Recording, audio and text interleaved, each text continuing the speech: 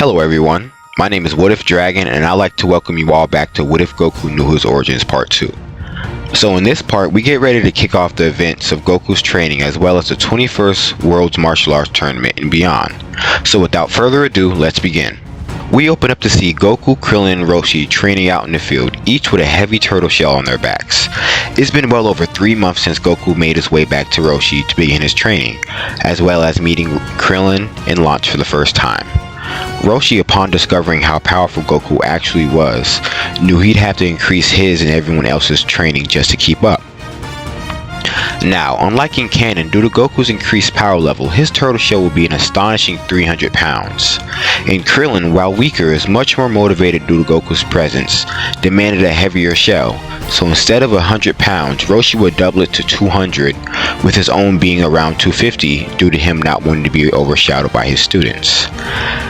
They continued their training until late in the night when it all came to a stop when Goku mistakenly looks up at the full moon, instantly stopping in his tracks as his heart begins to race.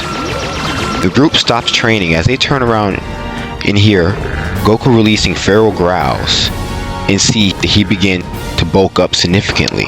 The sound of Goku's heartbeat is thundering in his ears as he rapidly begins to grow in size and body hair until eventually standing before Master Roshi and Krillin is Goku's Oozaru form in full glory as he lets out an earth-shattering roar, the shockwave itself sending the two flying back. With 3 months of intensive training, Goku's power level has risen from 180 to a solid 210, and with the 10 times boost, that puts him at a terrifying 2100. Goku immediately begins to wreak havoc, attacking anything in sight, the earth shaking with each of his mighty steps.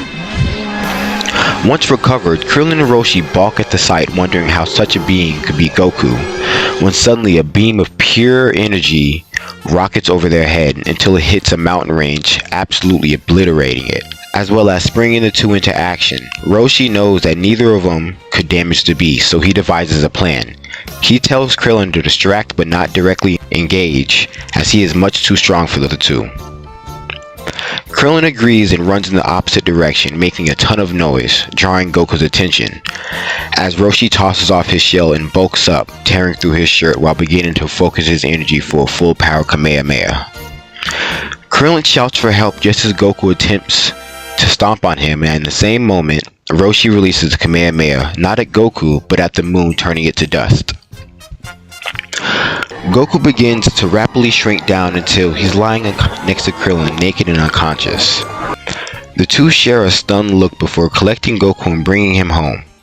In the morning, the two shake Goku awake and begin to bombard him with questions. Once fully awake, Goku asks them to describe the creature, and once they do, his heart drops, and tears begin to leak from his eyes before saying that he was the one who killed Grandpa Gohan. Initially, Krillin and Roshi are confused until Goku begins to explain his backstory, eventually ending by telling the two that he has bigger reasons for growing stronger than just a tournament. Krillin hops to his feet, stating that he'd be by Goku's side through thick and thin, with Roshi nodding his head in agreement as they all prepare for the day ahead. And with that, time passes like a breeze, with each of them growing in leaps and bounds, ending with increased power level for them each being. Goku, still being the strongest, has a power level of 260, with Roshi being a close second with a power level of 220 instead of his usual 100, and Krillin with the power level of 200 instead of his usual 64. So overall, the group is much stronger and more than prepared for the tournament ahead of them. Eventually the day comes and Roshi equips Krillin and Goku with the Turtle Hermit Gi, and they all head out to the tournament grounds. Once making it, they sign up and wait for their turns, with Roshi sneaking away to put on his Jackie Chun disguise. Time eventually comes for each of them to fight, and they all blow through the preliminary rounds until reaching the main bracket. Upon reaching the main bracket, Krillin and Goku square off with each other and get ready to fight. The announcer asks if the two are ready, and they nod their heads in agreement. And upon doing so, the fight begins with Krillin attempting to blindside Goku with a sweeping kick, with Goku swiftly backflipping out of the way. Mid-flip, Goku extends his legs, turning his flip into a powerful drop kick, pushing Krillin back, before landing and darting towards the still flying Krillin and grabbing him by the foot and spinning around before throwing him back near the center of the ring. Krillin finally recovers himself in time to duck Goku's incoming strike and drives his fist into his gut, causing him to stumble back, allowing Krillin to sweep his feet, sending him to the ground before jumping up and attempting to stomp on his chest. Goku, thinking fast, rolls out of the way before quickly engaging Krillin in a contest of strength, each pushing against each other, cracking the ground around their feet. Once in the end the fight quickly, Goku pushes Krillin back and decides to raise his power level, quickly overshooting Krillin's before quickly blitzing him, and within a blink of an eye Krillin is knocked out, allowing Goku to access the finals. Time comes and Jackie and Goku are standing across from one another as the announcer begins the fight. This time, taking the offensive, Goku blitzes towards Jackie Chun, attempting to land a punch across his face. Jackie, expecting this, narrowly evades and thinks to himself that he cannot let Goku land a clean hit or he's done for. The fight continues and they clash, going punch for punch and kick for kick, with Goku slowly ramping up his speed and strength over time, until he finally catches Jackie with a swift kick to the gut, knocking the wind out of him as well as sending him flying to the edge of the ring.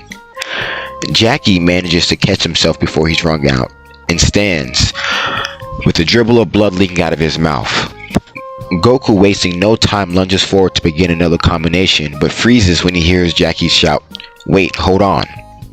He chuckles before stating how strong Goku is, and that if he's truly strong, he'll take this attack head on, before immediately buffing himself up to full power. Now, although we don't know the exact measurement for how much full power increases his level by, we'll be generous to say it increases his power to 300 even, surpassing Goku's. Jackie starts preparing a Kamehameha wave, and Goku, upon realization, prepares his own, and as they both yell out the final syllable, they release their blasts and instantly enter a beam clash. At first they seem to be dead even before Jackie's beam begins to overpower Goku's, but Goku, unwilling to lose, digs deep, and unknowingly his eyes flash a brief yellow and his power completely envelops Jackie's. Jackie and his beam is completely blasted out of the ring, securing Goku the victory. The announcer states Goku's victory and gives him the prize money, with Goku excitedly accepting it with a big grin on his face. A bit while later, Roshi appears a little bit scuffed up and burned, but nonetheless relatively unscathed, and they all go out to celebrate Goku's win, although Roshi wouldn't be upset due to Goku and Krillin already knowing of beings far stronger than them. Time passes and Goku begins his search of the Dragon Balls once again. But while Goku was training with Roshi and Krillin, the Red Ribbon Army has been busy searching and looking for the Dragon Balls. So far they found 3, being the 7th star as well as the 5th and 6th star.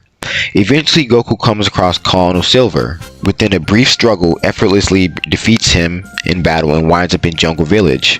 Once there, Goku proceeds to run amok in Muscle Tower, accidentally breaking the radar, and after getting Bulma to fix it up again and tracking the next Dragon Ball to Penguin Village, Goku confronts General Blue and defeats him, but General Tao appears and finishes him off, angering Goku, who says he didn't need to kill him. Tao states that it is good that he could find Goku here of all places, as it prevents him from having to go out and look for him himself. He introduces himself and states that there has been a pesky little insect running around tearing through their forces, and for that he must kill Goku. Hearing this, Goku quickly gets into his fighting stance and says to bring it on. Tao complies, but in less than a second rushes towards Goku to begin the fight. And that concludes the second part of What If Goku Knew His Origins. I hope I fleshed out the fight scenes a bit more, as well as adding the part about Goku transforming, which I hope y'all enjoyed. If there's anything you'd like me to consider for the plot, feel free to comment down below, and don't forget to like and subscribe. And I'll see you all later. Have a good one.